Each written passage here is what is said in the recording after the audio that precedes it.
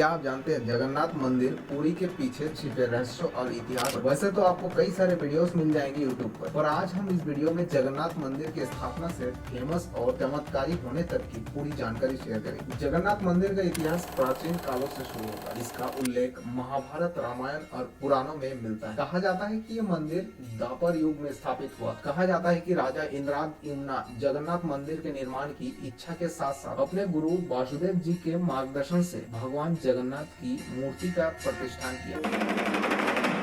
Legends के मुताबिक भगवान जगन्नाथ की मूर्तियां तो बड़े रूप में बनी, बट एक साधु ने उन्हें छोटे रूप में मूर्तियों में तब्दील कर दिया। इसके बाद ये मूर्तियां मंदिर में स्थापित कर दी गई और यही से जगन्नाथ मंदिर का प्रारंभ हुआ। ये मंदिर हिंदू धर्म का एक फेमस तीर्थ स्थल का रूप में जाना जाता है। आपको बता दूं, इस मंदिर में भगवान जगन्नाथ के साथ उनके भाई बलभद्र और उनकी बहन सुभद्रा की मूर्तियां भी। ये मूर्तियां किसी डिफरेंट टाइप लकड़ी से बनाई गई। मंदिर के लिए लोगों की भक्ति और विश्वास के कारण जगन्नाथ मंदिर एक फेमस धार्मिक फेस्टिवल का भी केंद्र है। इसका मेन फेस्टिवल रथ यात्रा है, जिसमें भगवान जगन्नाथ, बलभद्र और सुभद्रा की मूर्तियां रथों पर रखी जाती है। भगवान जगन्नाथ, बलभद्र और सुभद्रा का एक अद्भुत रूप ये है कि इनकी मूर्तियां प्राचीन काल से लेकर आज तक केवल एक प्रकार के लकड़ी से बनाई जाती है, जो दारू ब्रह्मा के रूप में जानी जाती है। ये मूर्तियां हर 16 साल में बदलकर बनाई जाती है और ये प्रथा एक तरीके से उनकी पवित्रता और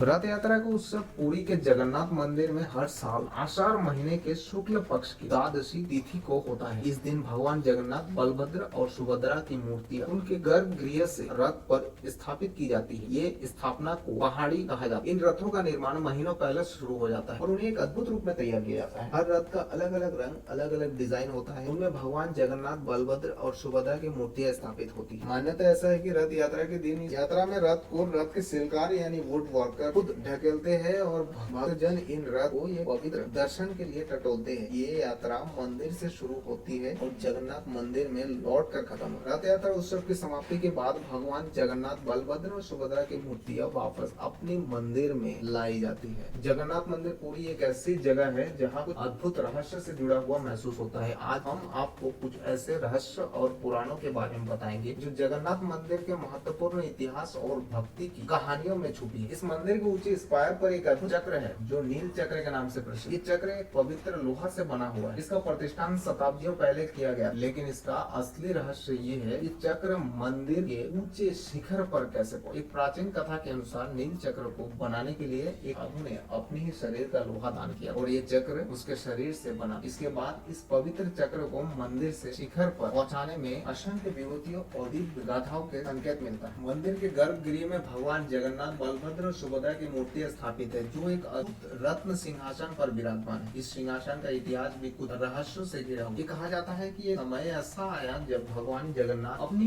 पृथ्वी से दूर हो गए थे। अभी एक रत्न सिंहासन आकाश से उतरा और मंदिर के गर्भगृह में स्थापित हो गया। ये रहस्य और उसके साथ जुड़ी हुई कथाएं जगन्नाथ मंदिर के प्रति भक्तों की आस्था को मजबूत करता है। इस मंदिर के एक और रहस्य है जो नील दृष्टि विमोचन के नाम से फेमस। ये रहस्य एक ऐसे कहानी से जुड़ा हुआ है जिसमें भगवान जगन्नाथ के ऊपर हाथ बांध दी जाती है और फिर प्राचीन मंत्र का जाप, उनका अक्षु निरीक्षण किया जाता है। इसका मतलब है भगवान जगन्नाथ को आपके दृष्टि दोष बचाने का शक्ति प्रदान। इस मंदिर की एक और रहस्य है जो वायु प्रवेश से जुड़ा है। इस प्रवेश का महत्व है कि मंदिर के गर्भगृह में बहुत कम हवा प्रवेश होती है। इसका एक अद्भुत कथा है, जब आप मंदिर के प्रवेश द्वार पर अंदर प्रवेश करते हैं तो आप ऐसा लगता है कि एक तेज हवा आपके चेहरे दहलाते हुए होती है, लेकिन जब आप गर्भगृह में पहुंचते हैं वायु का प्रवेश आपके चेहरे पर एकदम बंद हो जाता है। इसका कारण और इससे जुड़ी कई कथाएं मंदिर